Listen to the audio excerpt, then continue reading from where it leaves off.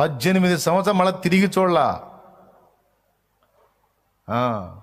Doctor దగ్గర 2 డాక్టర్లు టెస్టులు చేసి బాయ్ కీళ్ళవాతం బ్లడ్ టెస్ట్లో వచ్చింది, పత్యాలు ఉండాలి జాగ్రత్తగా. చెప్పండి ఏం పత్యాలు? విశ్వాసం సేవలోకి రాలా. పెరుగు తినొచ్చు అంటాడేమో అనుకున్నా, తినకూడదు. శనగపిండి వస్తువులు అవి మాత్రం తినాలంటాడేమో అనుకున్నా, తినకూడదు. మాంసాహారం తినకూడదు. ఆకుకూరలు అయ్యన్న తినొచ్చు అంటాడేమో అనుకున్నా, ఆకుకూరలో కూడా కొన్ని వాతం చేసే కూరలు ఉన్నాయంట,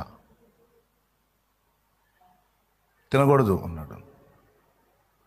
చికెను ఇదొక్కటి తినొచ్చు అంటాడేమో అనుకున్నా, అది కూడా తినకూడదు అన్నాడు. చికెన్ కోడిగుడ్డు అది వరకు తినొచ్చు అంటాడేమన్నా, తినకూడదు. పేరు చెబుతున్నాడు తినకూడదు మరి చివరికి నాకు లోపల ఫీలింగ్ మరి గడ్డి తినాలా అంటే మరి రోగం నీదా నాదా అంటాడు. మళ్ళీ అది తినకూడదు. సమస్య నీదా నాదా? నాదే. ఇన్ని మానుకుంటే ఎట్లా అంటే మరి అంతే, మరి వచ్చింది తెచ్చుకున్నావుగా.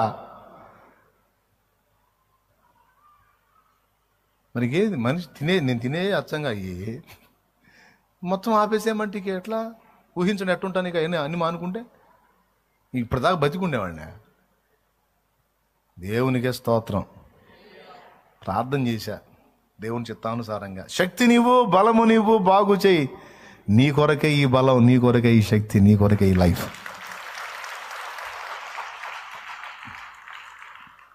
ఆశ్చర్యం. ఏ జామును ముట్టాడో తెలియదు, ఇంతవరకు అడ్రస్ లేదో.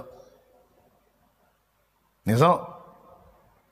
మళ్ళీ ఇంకో పైలవాన్ వచ్చి నాకు చేసింది కూడా లేదు ప్రార్థన.